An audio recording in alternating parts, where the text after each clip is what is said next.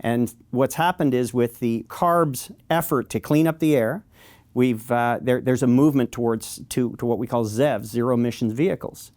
And with that speaks to electric specific, or hydrogen, but electric is the predominant truck. There are now ratios in place. So many diesels are allowed on the road to how many electrics are coming to the road. And in our particular industry, there isn't an electric truck that works. The ratio is 1 electric truck for every 9 diesels that are allowed into the state. So with a limited number of electrics being produced or coming into the state, you can see how that, we don't have the 1 to bring in the 9. So you're not seeing that much electric coming in. You don't see any that serves our particular industry. There's no manufacturer right now that is making electric. There are electrics being made. They don't work in the towing business specifically, and they all have limitations through all industries in that they only go so far, they're heavy, they're expensive. There are a number of things that make it difficult. In our industry, regardless of cost, there isn't an electric truck that works for us at this time. That next technology hasn't arrived for us yet. So the number of diesels coming into the state has been constricted dramatically. Where we moved 600 trucks a year last year, we might only get 30, 40, 50 trucks next year because of the constrictions. There's not enough electric to allow enough diesels into the state.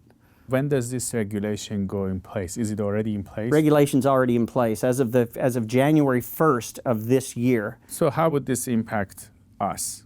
Now, the first thing that happens is if the number of trucks to us is restricted in a great way, we simply can't build new ones. We can't exist without building new trucks. So first and foremost, the first people that are hit is us.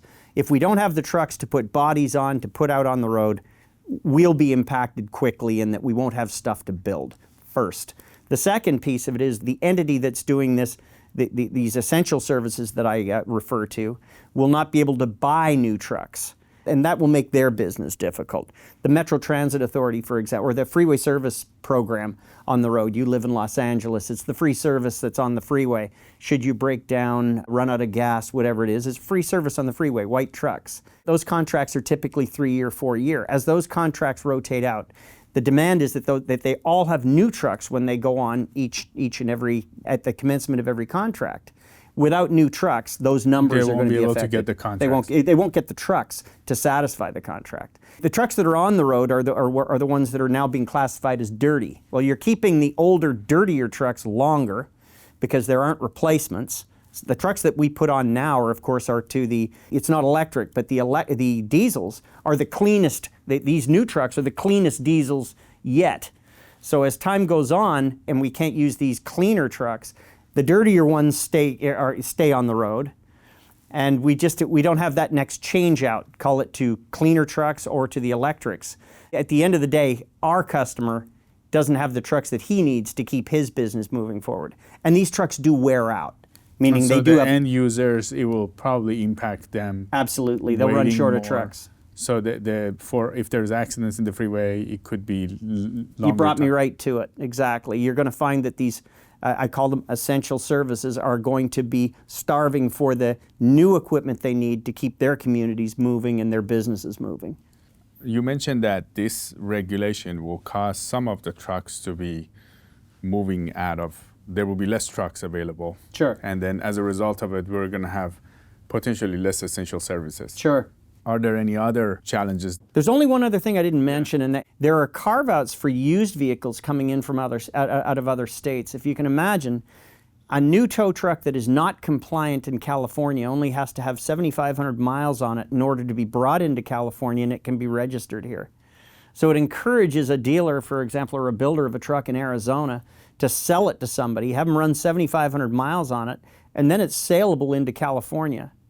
So you can bypass all of these regulations. You regulations can bypass the rules. If you're used. Right, if there's and the California trucks that are all coming in, the other thing that we didn't speak of was they're all tagged with a penalty, okay? So not only are these electric trucks shrinking the supply, they're all flagged with a penalty. You pay $9,000 more for a California truck. For the diesel ones. For the diesel one, because it's being marked for extinction.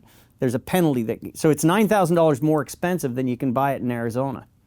So as it becomes increasingly more difficult for a tow truck driver, for a towing entity to buy a new truck, he can go to Arizona and buy it used, right? If it's got 7,500 miles on it, it's non-compliant. You're bringing in a dirty truck and you're harming the California suppliers because Arizona is being given the business. So nothing's been accomplished. You're not getting rid of dirty trucks and you're not supporting California business. And it's a loophole that just shouldn't be there. But for the California group of suppliers, we saw this shortage coming and it pushed us to buy in large volume trucks that are compliant today and would be compliant moving forward so that we could keep our business moving until there was some resolution with CARB that we hopefully were going to achieve.